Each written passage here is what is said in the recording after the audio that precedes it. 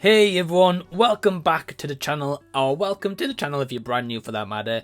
Thank you for tuning into this movie review, where today I'm here to talk about Bad Boys Ride or Die, which I've just gotten back from the cinema of checking out. Now this, once again, is directed by Adil and Bilall, who did the last movie, which was Bad Boys for Life, and this one basically tells of Marcus and Mike's late captain, who is framed for being part of the mafia, a cartel, doing some dealings, and it's up to Mike Lowry and Marcus Burnett to clear their late captain's name. Pretty simple plot, and a one that we've seen many times before.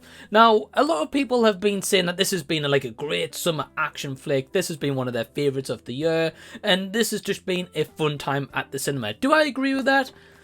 Yes and no. So we've got a lot of returning cast here once again. Of course, you know, Will Smith and Martin Lawrence's chemistry is evident once again in this fourth installment, which is a fourth installment in a very long period of having 4 movies spanning over a couple of decades, right? So this is an interesting one because at the helm, you've got this time around Martin Lawrence having a little bit more free reign and having a little bit more of a capacity to share some comedic acting chops that we all know that he is capable of. Especially for me, one of the big highlights in his career is Big Mama's House, right? Despite those movies aren't the best, he always had a chance to shine, whereas in the last movie, Will Smith was definitely at the helm.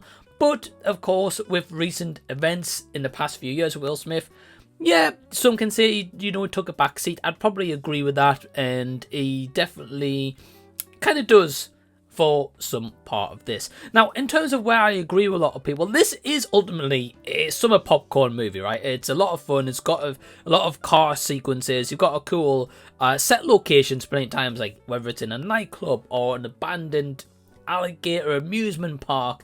There's plenty of set pieces here where they deliver some really cool moments, some cool close-up shots, and a lot of the time just gets the audience engaged as to what they're seeing on the screen. I definitely think the first opening act, 20 minutes or so, is great. It's fast-paced, it's in your face, it's adrenaline-fueled, and it certainly sets the stake for what we're about to see for the remainder of the 3-act structure.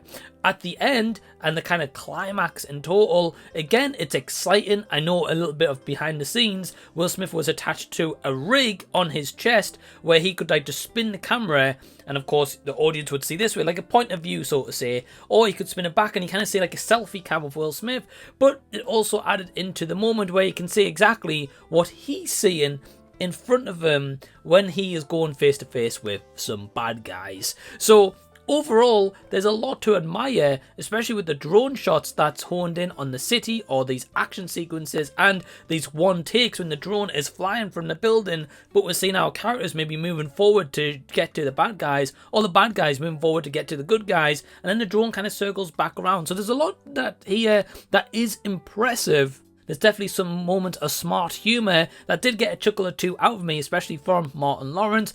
But flipping this all on its head and going to the part where I said before that I don't fully agree with everyone, is this movie absolutely plays it safe. There is no real stakes at the end of the day. Like, you know, oh, this person's going to be a bad guy. This person is working from within. And because the stakes aren't really there, you never feel as if these characters are ever really in trouble.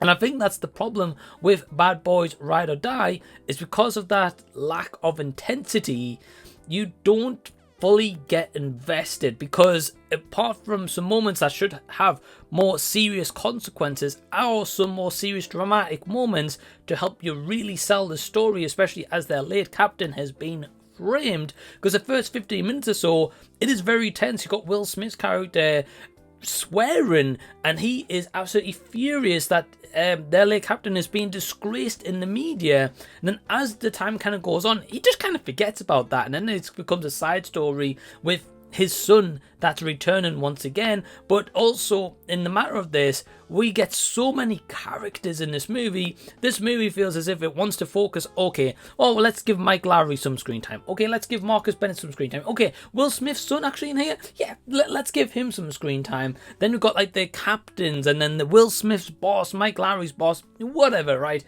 It focuses so much on that to the point where ultimately this movie wants to do the whole kit and caboodle, but it can't do that while also balancing an actual movie that has serious stakes and tones. Whereas I feel like the previous movie, Bad Boys for Life, did that in a really great way and really kind of give the franchise a bit of a oomph in the arse, so to say, that it really, really needed. And I really like that last installment, whereas this one definitely pales in comparison because this is wildly predictable. You're going to know exactly what's going to happen here. How is this movie going to end? Yeah, it's predictable. You know exactly how this is going to end. To an extent, that's not a bad way. As I said, it's kind of like a summer fun popcorn action movie, but that's all it kind of is. Digestible movie. You'll forget about it in a couple of weeks' time. So my overall score for Bad Boys Ride or Die is a 3 out of 5. Have you seen this one? Did you like it more than me? Do you dislike it more than me? Or do you think the same? Let me know down below in the comment section so we can continue the discussion down there. If you've enjoyed this video, certainly give it a thumbs up. Feel free to subscribe. If you haven't already, join the Legends and join Patreon today. Links down below in the description box from only £2 per month. And in the meantime, if you haven't seen these videos, check those out. Have a little bit more of a deep dive. But until next time, I'll see you guys. I'll be seeing you later.